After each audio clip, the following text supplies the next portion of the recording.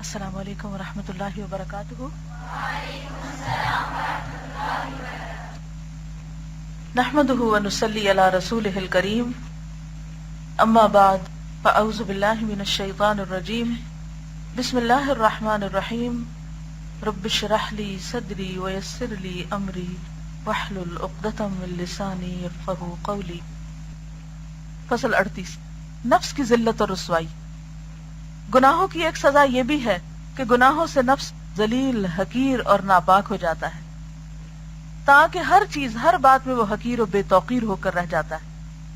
طاعت و عبادت نفس میں نمو پیدا کرتی، یعنی نفس کو گرو کرتی، نشو نما کرتی، اسے پاک کرتی۔ تزکیہ کا ایک معنی نشو نما بھی ہوتا ہے نا، آدمی کو باوقار و پرعظمت بنا دیتی۔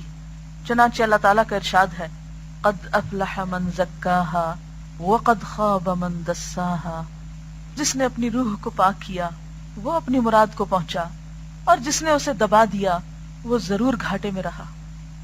معنی یہ ہے کہ جس نے نفس کو بڑھایا اور اطاعت الہی کے ذریعے بلند کیا اس نے فلاح پالی، اور جس نے اسے پست کیا، حقیر کیا، مصیبتوں میں مبتلا کر کے چھوٹا کر دیا، وہ خسارے میں ہے۔ آیت میں لفظ 10 وارد ہے، یہ تجزیہ سے ماخوذ ہے، اور تجزیہ کے معنی خفا کے ہیں، یعنی چھپانا۔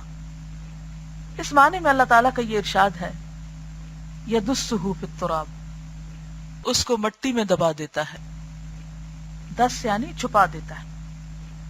یہ آیت اس کانٹیکس میں نا کہ جب اہل جاہلیت بیٹیوں کو زندہ زمین میں گاڑ دیتے تھے۔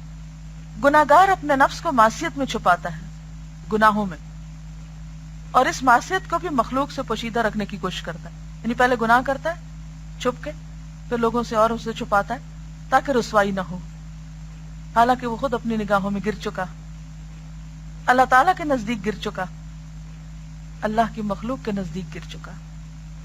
اللہ اکبر، یعنی گناہگار کتنی کھائیوں میں گرتا ہے، اپنے نفس کے سامنے حقیر ہوتا ہے۔ انسان خود اپنے آپ کو ذلیل سمجھتا ہے، اللہ کے نزدیک ذلیل ہوتا ہے اور بندوں کے نزدیک ذلیل ہوتا ہے۔ بس حقیقت یہ ہے کہ اطاعت اور عبادت اور نیکی بندے کو بڑا بناتی ہے، عزت بخشتی ہے، عالی مرتبت بنا دیتی ہے، تاکہ اسے ہر چیز سے اشرف، بزرگ، پاک اور رفیع المرتبہ بنا دیتی ہے۔ اور باوجود ان ہمہ قسم کی عزتوں، سر بلندیوں کے بھی، جب وہ اپنے آپ کو خدا کے سامنے جھکا دیتا ہے، یعنی زمین پہ سر رکھ دیتا ہے اور حقیر اور ذلیل بنا لیتا ہے، تو اسی ذلت و حقارت کی وجہ سے اسے عزت و شرافت اور سربلندی حاصل ہو جاتی ہے۔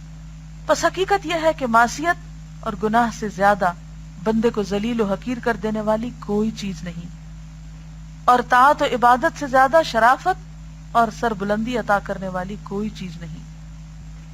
وآخر دعوانا ان الحمد للہ رب العالمین۔ سبحانک اللہم و بحمدک، نشہد ان لا الہ الا انت، نستغفرک و نتوب الیک۔